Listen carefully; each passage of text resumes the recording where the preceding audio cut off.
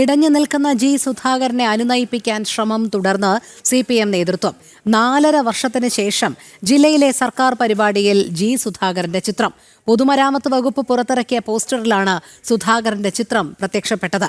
കഴിഞ്ഞ നിയമസഭാ തെരഞ്ഞെടുപ്പിന് ശേഷം സർക്കാർ പരിപാടികളിൽ നിന്ന് ജി സുധാകരനെ പാർട്ടി മാറ്റി നിർത്തിയിരുന്നു. സുധീഷ് ഗോപാൽ ചേരുന്നു. സുധീഷ്, ഇപ്പോൾ ഏത് വിധേനയും ജി സുധാകരനെ അടുപ്പിക്കാനുള്ള ശ്രമം തന്നെയാണ് CPM നടത്തുന്നതല്ലേ?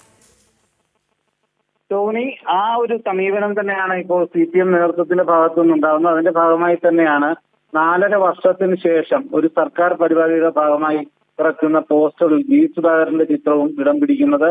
നമുക്കറിയാം, നേരത്തെ തന്നെ കൂട്ടുംവാതുക്കൽ കടവ് പാലം, വലിയഴീക്കൽ പാലം അടക്കം ജി സുധാകരൻ തുടങ്ങിയ വ്യത്യസ്ത രീതിയിലുള്ള പാലങ്ങളുടെ നിർമ്മാണ ഉദ്ഘാടനം ജി സുധാകരൻ നടത്തിയ ശേഷം അതിന്റെ നിർമ്മാണ പൂർത്തീകരണത്തിൽ പൂർണ്ണമായും സുധാകരനെ അവഗണിക്കുന്ന ഒരു സമീപനം തന്നെയായിരുന്നു സ്വീകരിച്ചിരുന്നത്. ആലപ്പുഴ, അമ്പലപ്പുഴയുള്ള നിരവധി പാലങ്ങളുടെ ഉദ്ഘാടനം ജി സുധാകരനെ അറിയിക്കുക പോലും ചെയ്തിരുന്നില്ല. ആ രീതിയിലുള്ള സമീപനങ്ങളെല്ലാം നിലനിൽക്കുമ്പോഴാണ് സമൂഹ മാധ്യമങ്ങൾ വഴിയും ജി സുധാകരനെ അധിക്ഷേപിക്കുന്ന പോസ്റ്റുകളുമായി പാർട്ടി അംഗങ്ങൾ തന്നെ രംഗത്തെത്തുന്നത്. ഇത്തരം പാർട്ടി അംഗങ്ങൾ പാർട്ടിയിൽ തുടരുന്ന ഒരു സാഹചര്യം, ഒരു നടപടി ഇവർക്കെതിരെ ഇല്ലാത്ത സാഹചര്യം തുടർന്നു വന്ന ഒരു ഘട്ടത്തിലാണ് തുറന്ന പോരിന് ജി സുധാകരൻ രംഗത്തെത്തുന്നത്.